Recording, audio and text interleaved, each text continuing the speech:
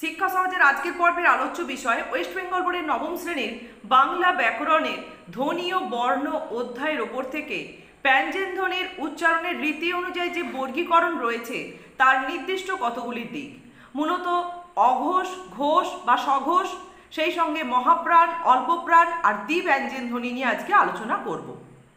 এই বিষয়গুলো তোমাদের ঠিকঠাক করে বুঝতে গেলে একটি চার্ট কিন্তু মাথায় প্রতিনিয়ত তোমাদের রাখতে হবে। দেখো চার্টটিতে কি বলছে। এখানে ক থেকে ম পর্যন্ত 25টি যে ব্যঞ্জন ধ্বনি বা বর্ণ রয়েছে, এর মধ্যে অবশ্য দেখো উঁর তলায় ইয় এবং তার তলায় মূর্ধন্য এই দুটি ব্যঞ্জন ধ্বনি নেই। তা আমরা এখানে 25টিই বলবো, ক থেকে ম পর্যন্ত, যেহেতু 25টি ব্যঞ্জন ধ্বনি, তাকে এই 25টি ব্যঞ্জন ধ্বনিকে 5টি বর্গে ভাগ করা হয়েছে এবং প্রত্যেকটি বর্গে 5টি করে ব্যঞ্জন ধ্বনি রয়েছে এবং প্রত্যেকটি বর্গের প্রথম যে ব্যঞ্জন ধ্বনি, সেই ব্যঞ্জন ধ্বনি দিয়ে সেই বর্গের নামকরণ করা হয়েছে, অর্থাৎ ক বর্গ, চ বর্গ, ট বর্গ, ত বর্গ, প বর্গ। তাহলে ক বর্গ হচ্ছে ক বর্গের প্রথম ব্যঞ্জন এবং ক বর্গের দ্বিতীয় ব্যঞ্জন কি খ, তৃতীয় ব্যঞ্জন গ, চতুর্থ ব্যঞ্জন ঘ, পঞ্চম ব্যঞ্জন উ।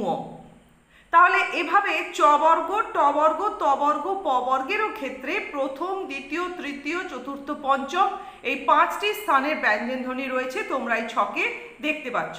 এইখান থেকেই আমরা অঘোষ, সঘোষ, অল্পপ্রাণ, মহাপ্রাণ এই ধ্বনিগুলির বৈশিষ্ট্য কি বা কোনগুলি উচ্চারণ করে দেখে নেব কোনগুলির মধ্যে কি বৈশিষ্ট্য রয়েছে এবং কেন তাদের এই নামে চিহ্নিত করা হচ্ছে। তাহলে প্রথমে চলো আমরা আলোচনা করি অঘোষ আর ঘোষ বা সঘোষ ব্যঞ্জন ধ্বনি। ঘোষের ক্ষেত্রে মানে এই অঘোষ আর সঘোষের ক্ষেত্রে মনে রাখার জন্য তোমরা একটা বিষয় মাথায় রাখবে যে ঘোষে রয়েছে গাম্ভীর্য আর অঘোষে গাম্ভীর্য নেই। গাম্ভীর্য বলতে উচ্চারণগত গাম্ভীর্য, আর এই উচ্চারণগত গাম্ভীর্যটা সৃষ্টি হয় কি করে? স্বরতন্ত্রের কম্পনের সুর মিশলে তবে গাম্ভীর্য সৃষ্টি হয়, আর স্বরতন্ত্রের কম্পনের সুর না মিশলে গাম্ভীর্য সৃষ্টি হয় না বলা ভুল, গাম্ভীর্য কম সৃষ্টি হয়। যেখানে গাম্ভীর্য সৃষ্টি হচ্ছে মানে একদম পরিষ্কার বোঝা যাচ্ছে, তাকে আমরা সঘোষ বা ঘোষ ব্যঞ্জন ধ্বনি বলবো। আর যেখানে একটা গাম্ভীর্য তুলনামূলকভাবে কম, সেখানে সেই ব্যঞ্জন ধ্বনিগুলিকে আমরা অঘোষ ব্যঞ্জন ধ্বনি বলবো। এবারে আবার চার্টের দিকে দেখো, প্রতিটি বর্গের প্রথম ধ্বনি এবং দ্বিতীয় ধ্বনি হলুদ কালার করে দেওয়া আছে, তোমরা দেখতেই পাচ্ছ। প্রতিটি বর্গের প্রথম ধ্বনি মানে ক, ছ, ট, ত, প এবং দ্বিতীয় ধ্বনি মানে খ, ছ, ঠ, থ, ফ, এই ব্যঞ্জন ধ্বনিগুলি হচ্ছে অঘোষ ধ্বনি। কেন না, এই ব্যঞ্জন ধ্বনিগুলি উচ্চারণের সময় স্বরতন্ত্রের কম্পনের সুর মেশে না, তাই এদের বলছে অঘোষ ব্যঞ্জন ধ্বনি।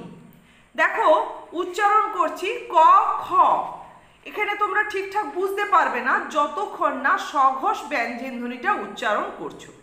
তাহলে এরপরে চলো দেখো চার্টে দেয়া আছে প্রতিটি বর্গের তৃতীয়, চতুর্থ, পঞ্চম, যেটা হালকা গ্রিন কালার করা আছে, প্রতিটি বর্গের তৃতীয়, চতুর্থ, পঞ্চম ধ্বনি বা বর্ণ উচ্চারণ করার সময় স্বরতন্ত্রের কম্পনের সুর মিশ্রিত হয়, যে কারণে এই ব্যঞ্জন ধ্বনিগুলি উচ্চারণে একটা আলাদা গাম্ভীর্য সৃষ্টি হয় এবং তাদের সঘোষ বা ঘোষ ব্যঞ্জন ধ্বনি বলে চিহ্নিত করা হয়।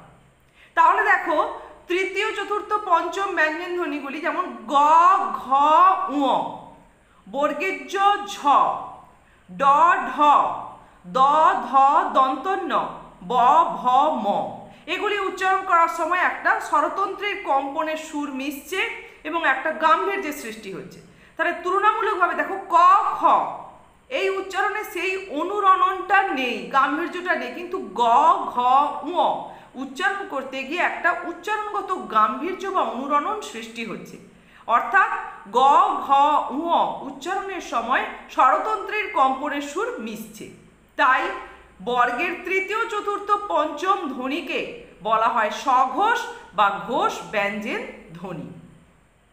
এটা গেল অঘোষ আর সঘোষ ব্যঞ্জন ধ্বনি। এরপরে আমরা জানবো অল্পপ্রাণ আর মহাপ্রাণ ব্যঞ্জন ধ্বনি বর্গের কোন ধ্বনিগুলিকে বলা হচ্ছে এবং কেন বলা হচ্ছে।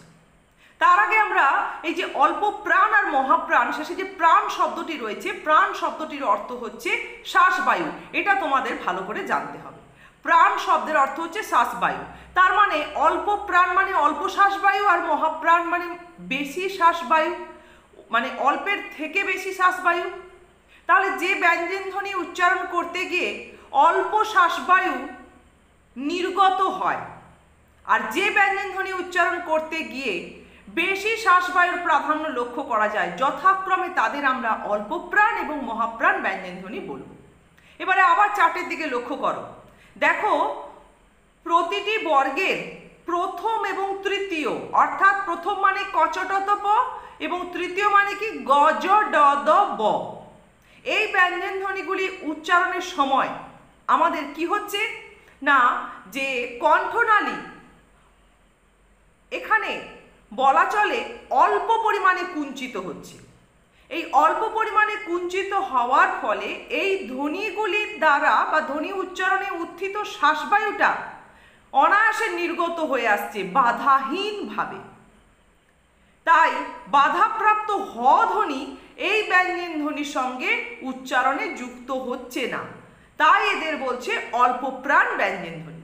আবার বলছি, দেখো, প্রতিটি বর্গের প্রথম আর তৃতীয় ব্যঞ্জন ধ্বনি, অর্থাৎ কচটত প এবং গজডদ ব, এই ব্যঞ্জন ধ্বনিগুলি উচ্চারণের সময় আমাদের কণ্ঠনালী অল্প কুঞ্চিত হচ্ছে, ফলে যে ধ্বনিগুলি উত্থিত শ্বাসবায়ু নির্গমনের পথ খোলাই থাকছে, কোনো বাধা সৃষ্টি হচ্ছে না, অর্থাৎ হ ধ্বনি এই ব্যঞ্জন ধ্বনির উচ্চারণের সঙ্গে সংযুক্ত হচ্ছে না, তাই এদের বলছে অল্প প্রাণ ব্যঞ্জন ধ্বনি।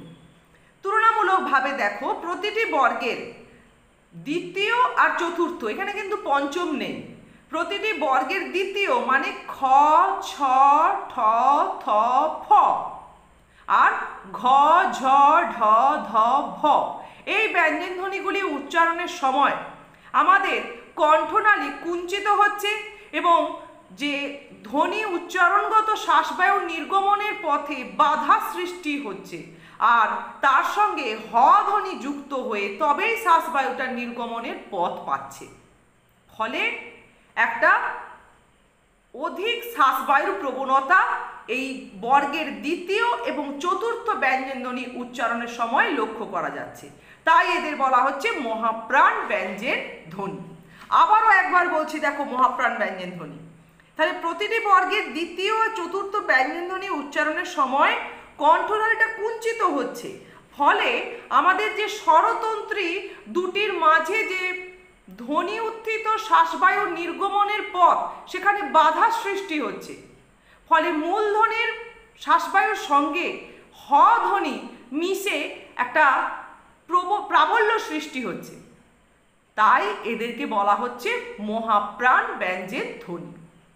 তাহলে এখানেই তোমাদের কাছে একটা জিনিস পরিষ্কার হয়ে গেল যে মহাপ্রাণ ব্যঞ্জন ধ্বনিতে হ ধ্বনি সংযুক্ত হয়ে থাকে, হকেই বলা হয় মহাপ্রাণ ধ্বনি, হকেই বলা হয় মহাপ্রাণ ধ্বনি, কেননা এটা কণ্ঠনালীতে উচ্চারিত হচ্ছে এবং কণ্ঠনালী থেকে সোজা একটা শ্বাসবায়ু প্রবল গতিতে বেরিয়ে আসে।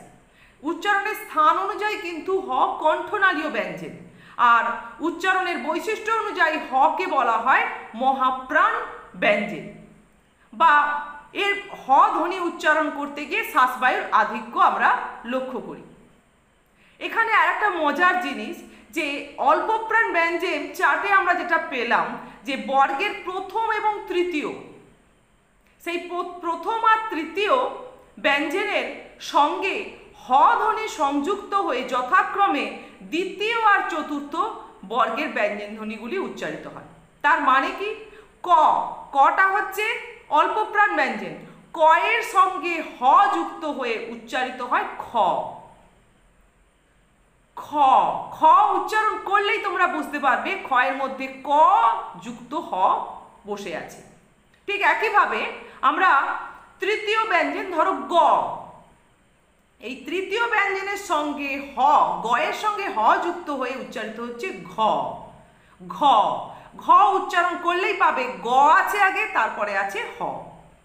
তাহলে এখান থেকেই আবার এই মহাপ্রাণ ব্যঞ্জন ধ্বনিগুলি থেকেই আবার বেরিয়ে আসছে দ্বি ব্যঞ্জন ধ্বনি।